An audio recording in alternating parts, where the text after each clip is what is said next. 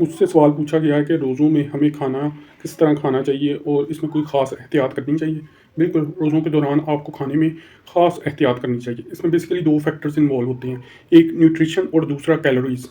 Calories آپ کی بڑھ سکتی ہیں رمضان میں، کیونکہ آپ جو نیچرل ڈائٹ ہے اس سے قدرے دور ہو جاتی ہیں اور ڈیپ فرائیڈ چیزیں زیادہ کھاتے ہیں۔ فار ایگزامپل آپ ایک سموسا کھائیں گے تو اس میں 400 کیلوریز ہے، جبکہ آپ اگر ایک سیب کھاتے ہیں تو اس میں میئرلی 50 to 60 کیلوریز ہوتی ہیں۔ تو اس طرح آپ ایک دو سموسا کھا کے، ایون دیٹ کہ ایک دو جو کھجور ہے وہ کھا کے کم کیلوریز اٹین کرتے ہیں، لیکن یہ جو آپ کھاتے ہیں سموسا یا ڈیپ فرائیڈ چیزیں جیسے فرائز ہوگی، پکوڑے ہو گئے، تو وہ تھوڑی مقدار میں بھی زیادہ کیلوریز ہوتی ہیں اس میں۔ دوسرا فیکٹر جو نیوٹریشن ہے وہ سب سے اہم ہے۔ آپ نے کیلوریز پر زور نہیں دینا، آپ نے نیوٹریشن پر زور دینا ہے، یعنی نیوٹرینٹس پر۔